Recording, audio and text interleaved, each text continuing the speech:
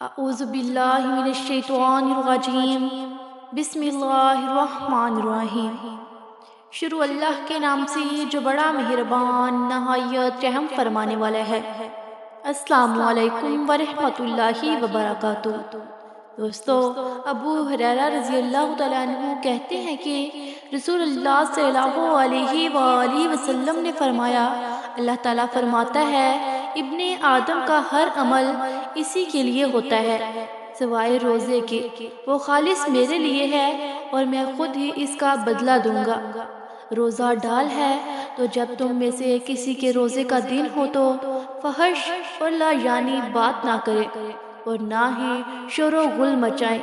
اگر کوئی اس سے گالی گلوچ کرے یا اس کے ساتھ مار پیٹ کرے تو اس سے کہے میں روزے دار آدمی ہوں، گالی گلوچ مار پیٹ نہیں کر سکتا۔ قسم ہے اس ذات کی جس کے ہاتھ میں محمد صلی اللہ علیہ وآلہ وسلم کی جان ہے، روزے دار کے منہ کی بو اللہ کے نزدیک مشک کی بو سے زیادہ عمدہ ہے۔ دوستو، حضرت ابو ہریرہ رضی اللہ تعالیٰ عنہ کہتے ہیں کہ نبی کریم صلی اللہ علیہ وآلہ وسلم نے فرمایا، اللہ تعالیٰ فرماتا ہے ہر وہ نیکی جسے آدمی کرتا ہے تو اسے اس کے بدلے 10 نیکیاں ملتی ہیں سوائے روزے کے، روزہ خاص میرے لیے ہے اور میں خود ہی اس کا بدلہ دوں گا۔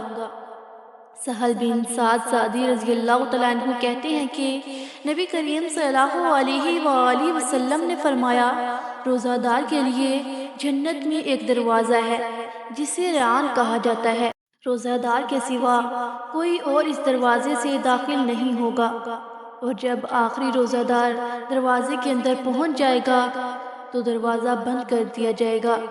جو وہاں پہنچ جائے گا وہ پیے گا اور جو پیے گا وہ پھر کبھی پیاسا نہ ہوگا۔ سہل رضی اللہ تعالیٰ عنہ کہتے ہیں کہ جنت میں ایک دروازہ ہے جسے ریان کہا جاتا ہے، قیامت کے دن پکار کر کہا جائے گا روزہ دارو کہاں ہو، کیا تمہیں ریان کی طرف آنے کی رغبت ہے؟ جو شخص اس میں داخل ہوگا اور اس کے سرچشمے کا ریان کا پانی پیے گا وہ پھر کبھی پیاسا نہ ہوگا۔